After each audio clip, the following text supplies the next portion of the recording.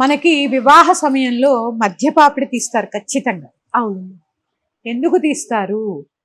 ఇటు అత్తింటి వారు, ఇటు పుట్టింటి వారు భేదమే లేదు. ఇక్కడ ఎన్ని వెంట్రుకలు ఉన్నాయో ఇక్కడ అన్నీ ఉన్నాయి.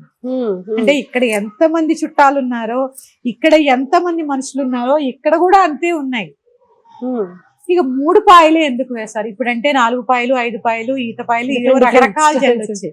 అసలు జడంటే 3 పాయలే కదా. 3 పాయలే ఎందుకు తీస్తారు? సత్వ రజస్ తమో గుణములు అనేవి 3 మనకి. ఒక 3 పాయల్లో సత్వగుణము, రజోగుణము, తమో గుణము. ఈ 3 గుణాలు కలిపిన వారు ఇప్పుడు అటు పుట్టింట్లో ఇటు అత్తింట్లో కలిపి ఎంతమంది ఉన్నారు? నీ వెంట్రుకలు ఎంతమంది ఉన్నాయో అంతమంది ఉన్నారు. ఒకళ్ళకి కోపం ఎక్కువ ఉండొచ్చు, ఒకళ్ళకి తామసం ఎక్కువ ఉండొచ్చు, ఒకళ్ళు సాత్విక బుద్ధితో ఉండొచ్చు, ఒకళ్ళు నీ మీద నేరాలు చెప్పొచ్చు, ఒకళ్ళు అస్తమానం నేను ఏదో ఒకటి అనొచ్చు. అయినా కూడా నువ్వు ఏం చేయాలి? ఇది నీ కుటుంబం అనుకుని నీ సంసారాన్ని ఒక అందమైన ఈ గుణాలన్నిటినీ ఒక అందమైన జడలా అల్లుకొని కసిగా ఒక కొప్పుని వాళ్ళందరినీ నీ కొప్పులో మడుచుకోవాలి.